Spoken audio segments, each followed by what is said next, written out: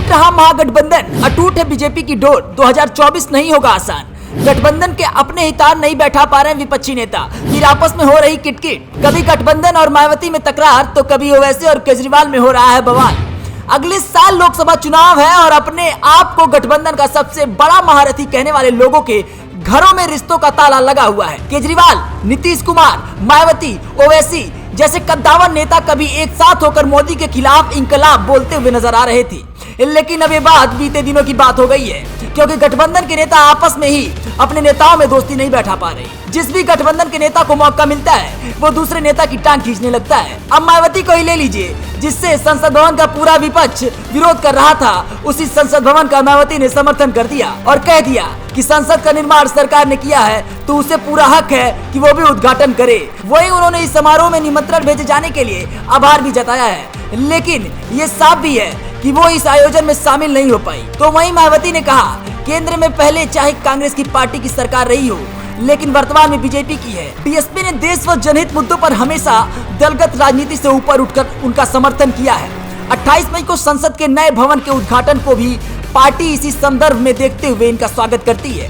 राष्ट्रपति जी द्वारा नए संसद भवन का उद्घाटन नहीं कराए जाने को लेकर बहिष्कार अनुचित है। सरकार ने इसको बनाया है, इसलिए उसका उद्घाटन करने का हक भी है। इसको आदिवासी महिला सम्मान से जोड़ना भी अनुचित है। ये उन्हें निर्विरोध चुनकर उनके विरुद्ध उम्मीदवार खड़ा करते वक्त सोचना चाहिए था। और इसी गठबंधन के अंदर एक विरोधी स्वर और उठा, जिसमें केजरीवाल के खिलाफ महागठबंधन के बड़े नेता और मुस्लिम समुदाय के बड़े समर्थक असदुद्दीन ओवैसी ने प्रहार करते हुए कहा कि वो केंद्रीय अध्यादेश के खिलाफ लड़ाई में दिल्ली के मुख्यमंत्री अरविंद केजरीवाल का समर्थन नहीं करेंगे। कि उन्होंने कहा कि आम आदमी पार्टी प्रमुख कट्टर हिंदुत्व का पालन करती है। आगे ओवैसी ने कहा कि केजरीवाल ने आर्टिकल 370 पर भाजपा के समर्थन में क्यों गए थे, अब वो क्यों रो रहे हैं। मैं केजरीवाल का समर्थन नहीं करूंगा, क्योंकि वो सिर्फ नरम हिंदुत्व नहीं बल्कि कट्टर हिंदुत्व का पालन करते हैं। जब 5 अगस्त 2019 को धारा 370 को निरस्त कर दिया गया था, तो उस समय अरविंद केजरीवाल ने भाजपा के नेतृत्व वाले केंद्र के फैसले का समर्थन किया था। उन्होंने ट्विटर पर ट्वीट किया था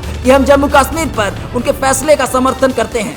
हमें उम्मीद है कि इससे राज्य में शांति और विकास आएगा। यानी इस वक्त महागठबंधन के कई बड़े नेता हैं, एक दूसरे से अलग थलग विचार रखते नजर आ रहे हैं। ये बात बीजेपी के लिए जितनी आसान साबित हो रही है, वहीं ये बात महागठबंधन के लिए उतनी ही खतरनाक साबित हो सकती है। इस बिखरते विपक्ष को लेकर नीतीश कुमार कितनी जोरदार लड़ाई लड़ पाएंगे, ये देखने वाली बात होगी। लेकिन जिस तरह से गठबंधन के नेता आपस में लड़ाई का स्वर बोलते हुए नजर आ रहे हैं, इसने ये साफ कर दिया है कि 2024 की लड़ाई कितनी जोरदार होने वाली है, जितनी कि सालों पहले होती आ रही है। क्योंकि इस वक्त दलित की सबसे बड़ी नेता मायावती का झुकाव महागठबंधन की तरफ पहले की तुलना कम हो गया है। और तो और मुस्लिम के सबसे बड़े नेता ओवैसी भी दिल्ली के मुख्यमंत्री के खिलाफत कर बैठे हैं। और इसी तरह के विपक्ष कमजोर होता रहा तो बीजेपी उस पर भारी पड़ती हुई नजर आएगी। आपको क्या लगता है कि विपक्ष जिस तरीके से विपक्ष के रिश्तों में खटास आती हुई नजर आ रही है, इसका असर 2024 पे कितना पड़ने वाला है?